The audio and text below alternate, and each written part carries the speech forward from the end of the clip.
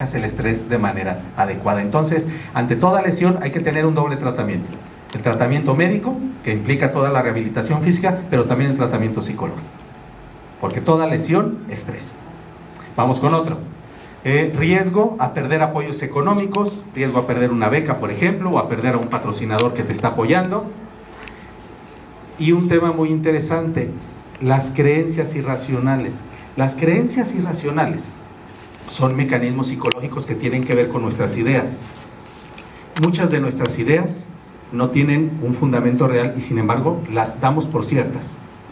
Y esto muchas veces también es una fuente de estrés en el deporte. Si yo salgo a competir, voy a poner un ejemplo muy burdo. Si yo salgo a competir convencido de que mi rival es mejor que yo, eso me estresa. Aunque probablemente no lo sea, pero es una creencia que muy probablemente yo tengo. Ese sería un ejemplo de creencia irracional. Voy a hacer un paréntesis. Yo también soy escritor, tengo algunos libros publicados. Este es mi último libro, El abrazo de Fobos. Aquí hablo del tema de los miedos, la psicología de los miedos, en el deporte y en diferentes ámbitos de la vida. Aquí yo hablo de creencias irracionales precisamente porque las creencias irracionales también se relacionan mucho con el tema de los miedos, no nada más con el estrés. Todos tenemos miedos. Muy probablemente ustedes sufrido mucho de manera gratuita por ideas irracionales. Ya hay un desgaste innecesario, pero hay que identificarlas y luego corregirlas. Pero bueno, eso respecto al tema del estrés. Al final tendré algunos libros por ahí si alguien se interesa en adquirir esto. Y bueno, las creencias irracionales.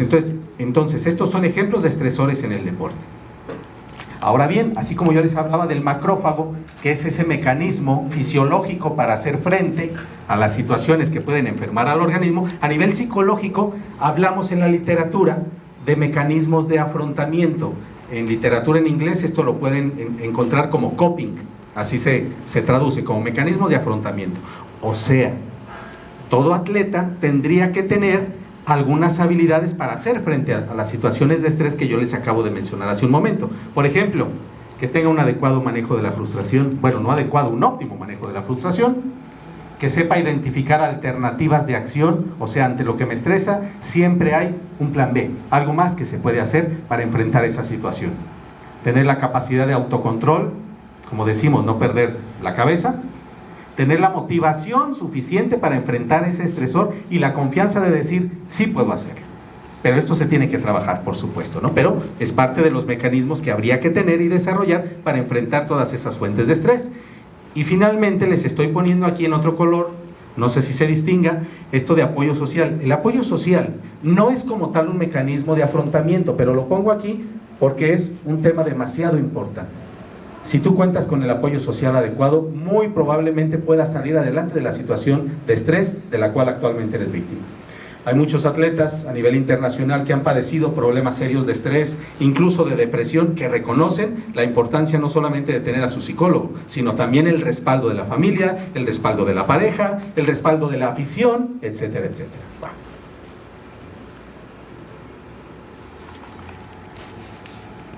Ok.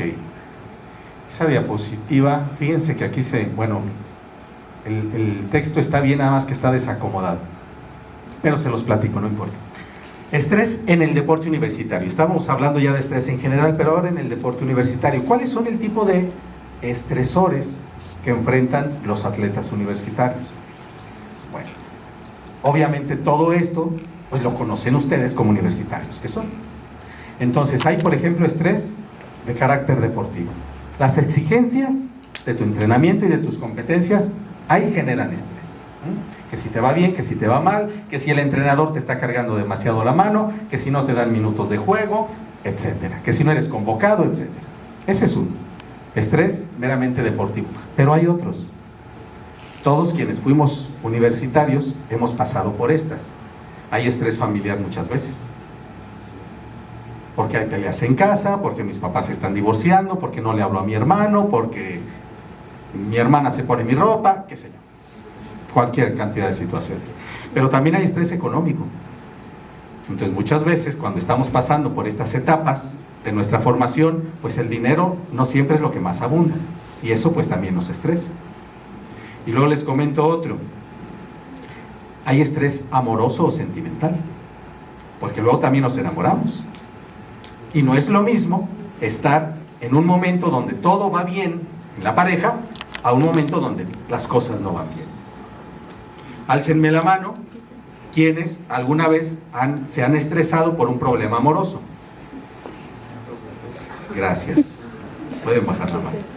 Entonces nos topamos con que todos estos estresores pues pegan mucho en estas etapas de la vida, en deporte universitario.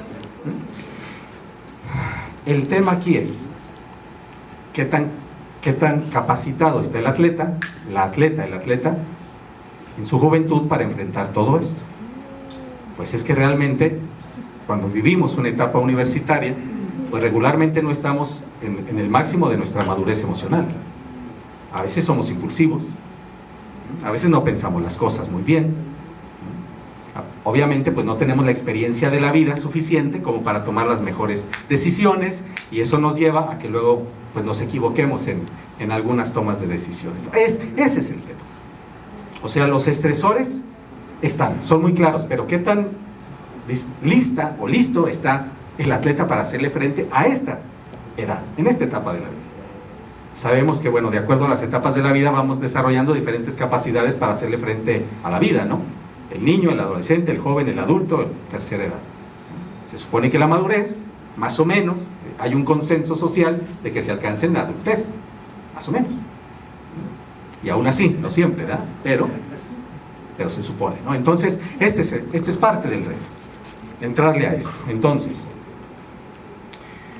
les comentaba yo, miren, aquí tenemos una bonita foto del recuerdo cuando yo estuve apoyando en una universiada que organizamos aquí en la UDG, y estuve yo 2016, ¿verdad? Sí, hace rato me estaban también diciendo por ahí.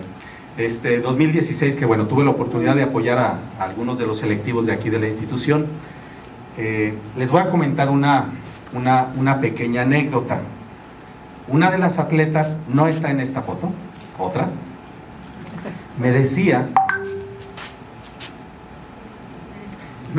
que ella se había quedado en el camino, no había alcanzado a llegar a la Universidad Nacional porque en etapa regional la habían eliminado de su deporte, era un deporte de combate también, pero ella me decía que traía un problema emocional porque le había prometido a un familiar, creo que era su abuelo, le había prometido que ella iba a llegar a la Universidad Nacional y que le iba pues a dedicar ese logro a su familiar, y ya había muerto el abuelo, y ella tenía ese mal sabor de boca de decir, pues no cumplí la meta que le prometí a mi ser querido. Entonces, aquí estamos hablando de que durante toda su etapa de preparación para llegar a la universidad, pues había estrés, porque tenía que cumplir con ese sueño que ella se había autoimpuesto, y luego resulta que no lo logró. Entonces, bueno, pues esto sí ya calificaría un poco como estrés postraumático, ¿no? Ya pasó algo que te deja una secuela, que hay que trabajar. Pero bueno, de las múltiples historias que se viven en el deporte universitario. Entonces, y ahora sí llegamos a la parte final para hablar, ¿y qué hacemos? ¿Y cómo manejamos todo esto? Bueno, primero quiero dejar en claro esta diada individuo y contexto. Todas las personas estamos inmersas en un contexto dentro del cual estamos interactuando constantemente. No existe individuo sin contexto, entendiendo por contexto pues todo lo que nos rodea, las situaciones que vivimos. Ese es el contexto. Por ejemplo, aquí, pues este es el contexto, ¿no? Un lugar, un espacio cerrado, académico. Bueno, si hablamos de manejo de estrés, tenemos que atender a los dos lados de la ecuación. O sea, estrategias a nivel del individuo, pero también estrategias a nivel del contexto. Porque muchas veces los estresores vienen del contexto. Entonces, por mucho que preparemos al individuo, pero si el contexto sigue siendo altamente estresante, pues luego la cosa no va a funcionar de la mejor manera. Espero ser claro. Entonces, hablemos de los dos lados de la ecuación, qué podemos hacer de un lado y qué podemos hacer del otro lado. Primero, estrategias a nivel del individuo. ¿Qué podemos hacer? En primer lugar, que esto es muy importante, entrenar al atleta en el desarrollo de habilidades de afrontamiento. Todas estas habilidades de las cuales yo ya había hablado un poquito antes. O sea, que tenga la suficiente capacidad para manejar su propia frustración, sus propias emociones, que tenga la suficiente capacidad para controlar sus pensamientos, que modifique sus creencias irracionales, que ya hace un momento les decía, seguramente todos tenemos. Todo eso son habilidades de afrontamiento, que tenga la motivación para decir, no me quedo aquí atorado, o sea, yo puedo ir salvando esos obstáculos, que tenga la confianza en sí mismo. Todo eso son habilidades de afrontamiento, pero esto se tiene que trabajar. En la escuela tradicional, voy a englobar de una manera muy general toda la práctica deportiva que se ha hecho a lo largo de la historia del país. Digamos que en la escuela tradicional los entrenadores te exigían y te decían, pues yo ya te enseñé, ahora tú dale, y ya es responsabilidad tuya, ya es tu problema, y arréglatelas. Bueno, hoy en día ya no cabe eso. O sea, hoy en día ya tenemos que preparar al atleta en eso, no es dejárselo al vapor ahí, hay que entrenarlo. Entonces, todas estas habilidades de afrontamiento tienen que programarse dentro de un macrociclo de entrenamiento. Así como se tiene que programar un trabajo técnico, físico, táctico, pues tiene que haber esto, trabajo psicológico.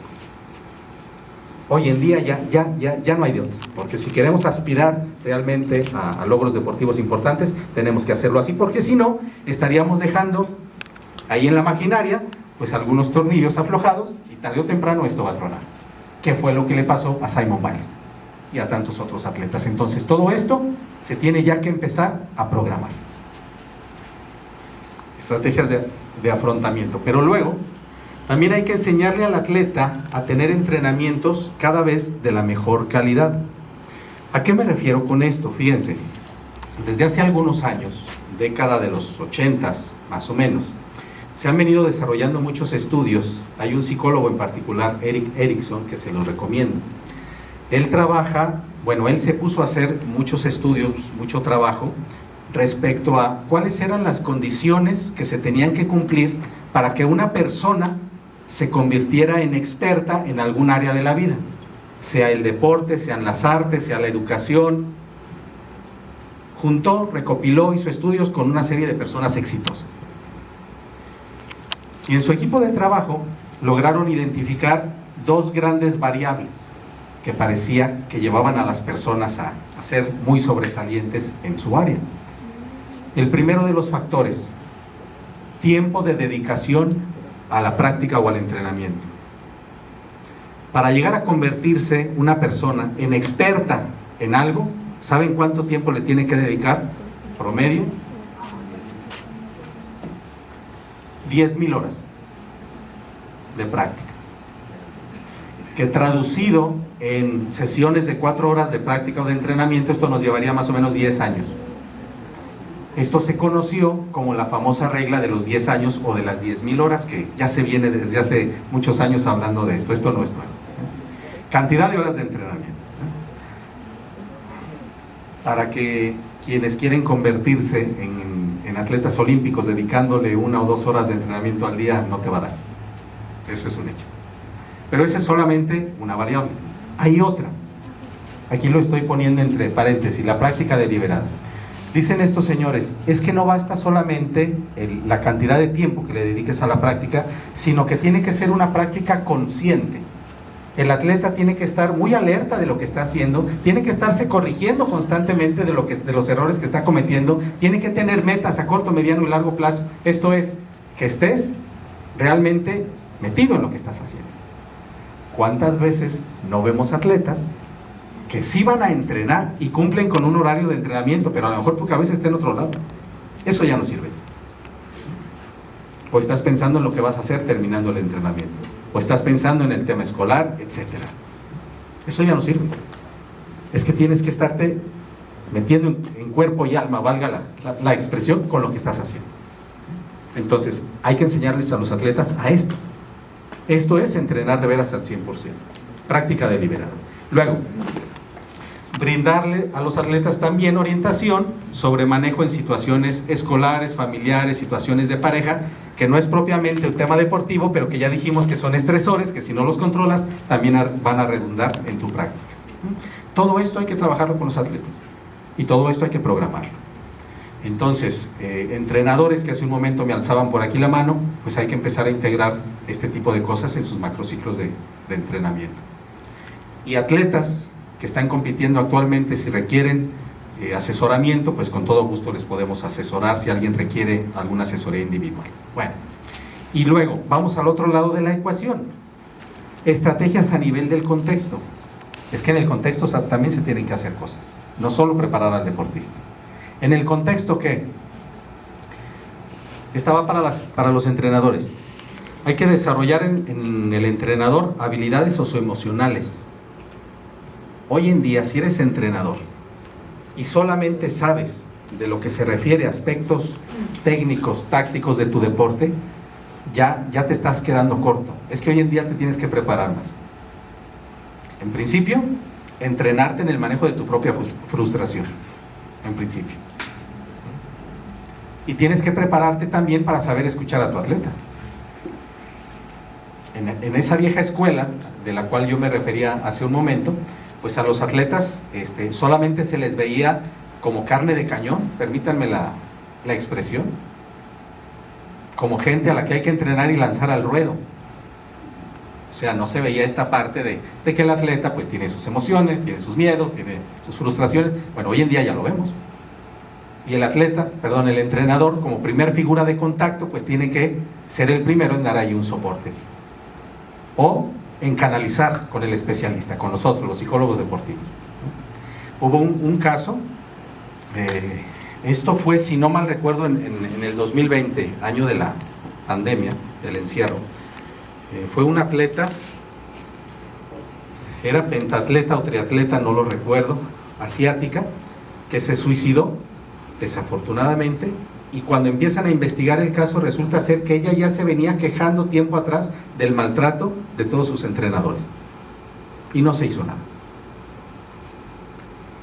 Entonces, como entrenadores, son ese primer contacto con el atleta para empezar a detectar todos estos problemas o síntomas que hace rato hablábamos de salud mental.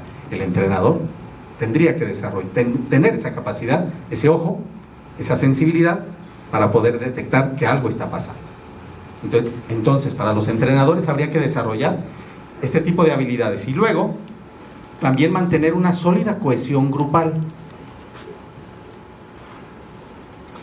Quienes compiten me darán la razón que no es lo mismo llegar a entrenar en un equipo donde te sientes bien integrado o integrada, en un equipo donde se siente que hasta somos amigos, familia, ¿verdad?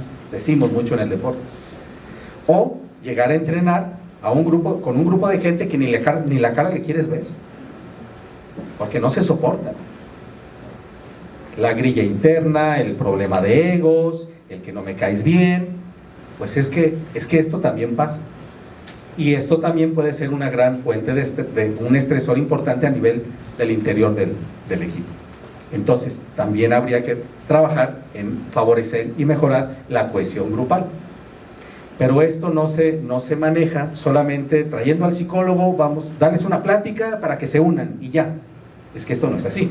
Hay que programar otra vez dentro del macrociclo de entrenamiento, hay que tener sesiones de trabajo donde se trabaje una y otra vez sobre estos temas para ir sensibilizando a los deportistas. O sea, lleva su trabajito pues, ¿no? Y luego, gestionar los recursos materiales y económicos a los deportistas. En alguna ocasión me tocó estar en una entrevista de radio y uno de los compañeros invitados fue un atleta olímpico. Recién habían pasado los Juegos Olímpicos, no recuerdo en este momento cuáles Juegos habían sido, pero esta entrevista fue posterior a unos Juegos Olímpicos, y en la mesa salía el tema de que este chico comentaba de que en su viaje, él era ciclista, no recuerdo si le extraviaron la bicicleta o la bicicleta llegó tarde, Ya ven que luego no viajan igual el equipo.